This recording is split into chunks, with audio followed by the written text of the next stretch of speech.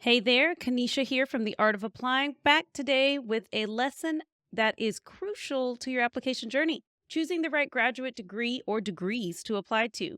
We'll be digging into the meat of the MBA, the MPP, MPA ID, so policy degrees, and JD degrees, comparing them, highlighting their unique features, and helping you decide which one can serve as your golden ticket to a bright and prosperous future.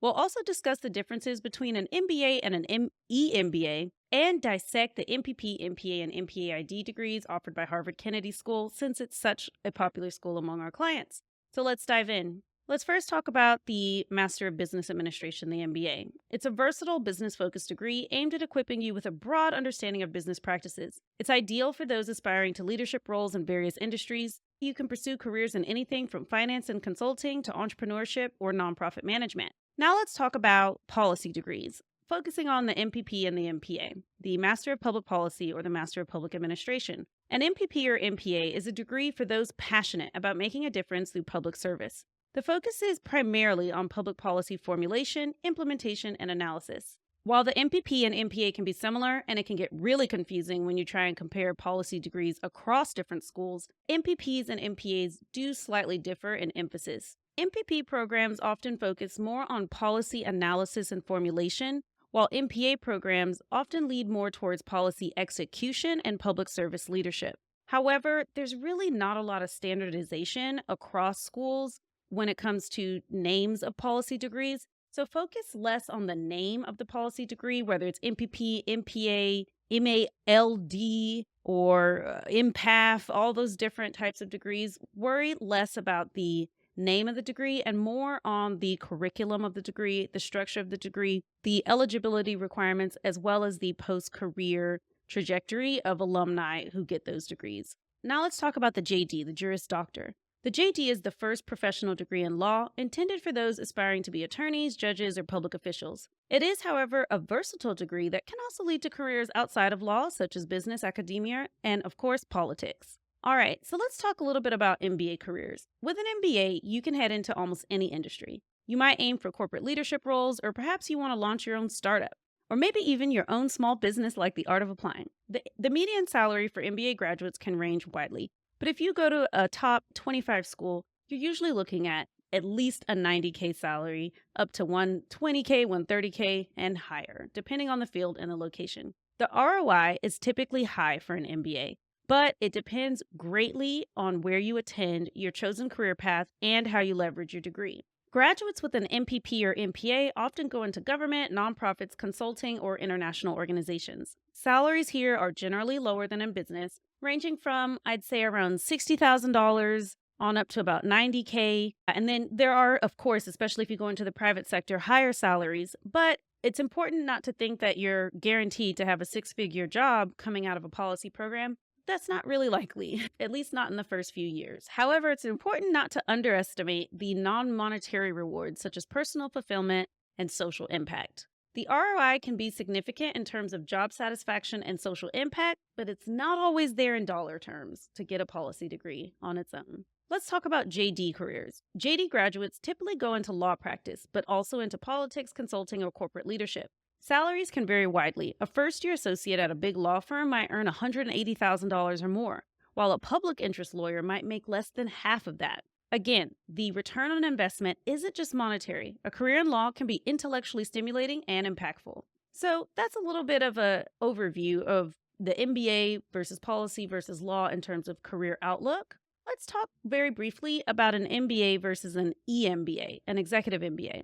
While the content of an MBA and an EMBA is quite similar, meaning what you learn while in school, the major differences lie in the program format and the target audience. An MBA program is typically full-time, intensive, and designed for younger professionals. I'd say people about up to the age of about 32, whereas an EMBA is part-time, aimed at mid-career professionals seeking advancement without leaving their job. So I would say people who are a good fit for an EMBA, they tend to be about 30 to 45 on up from 45. The EMBA offers a condensed but high-powered dose of business education with more emphasis on leadership and strategy due to the seniority of its participants. EMBAs are not usually a great fit for people who are looking to make a drastic career change.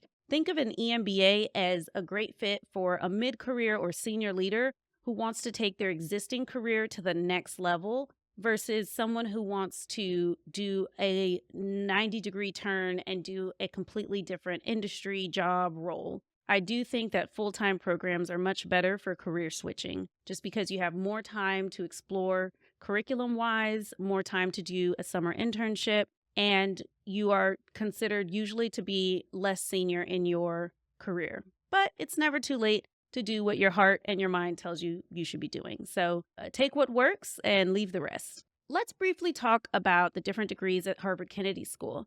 The foundational main most popular degree at Harvard Kennedy School is the Master of Public Policy. The MPP at HKS emphasizes the technical and analytical skills needed to dive into policy analysis and program management. It's perfect for those wanting to shape policy and implement solutions to societal problems. The MPA, there's two different ones. There's the MPA 2, which is 2 years long, and then there's the mid-career MPA. The mid-career MPA is tailored to mid-career professionals looking to hone their leadership skills and further their public service career. It's a great fit for people who have 10 or more years of full-time work experience and are looking to take their usually public service career to the next level. But it's also a great fit for people who are in the private sector and are looking to transition into public sector roles. We've worked with a lot of clients in that position, so I do think that the mid-career MPA is a great fit for those type of people as well.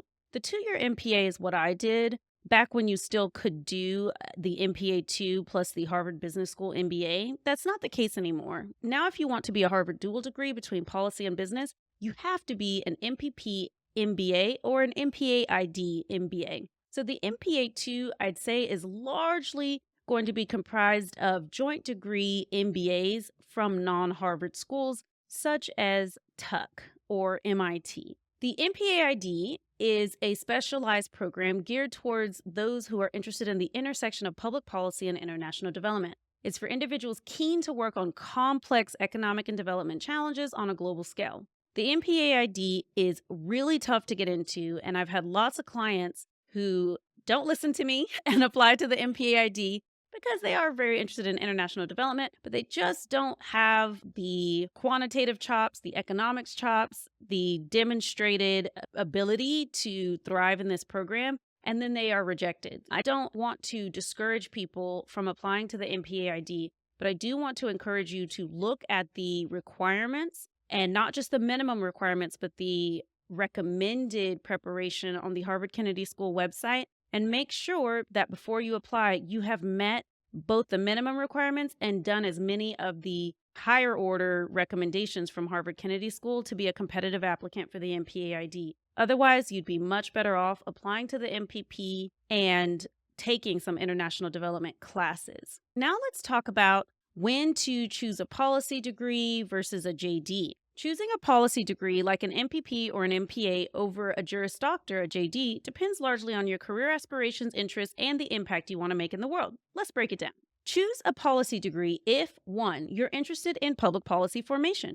If you're fascinated by policy research, formulation, and implementation, an MPP or MPA is probably more up your alley than a JD. You'll study the practical applications of policy creation, economic and statistical analysis, and public management, giving you a comprehensive understanding of how policies shape societal outcomes. 2, you want to be involved in non-legal aspects of governance. There's more to running a government or a nonprofit than just the legal side of things. If you're more drawn to the operational, strategic, or policy sides of public service, an MPP or MPA would be more suitable.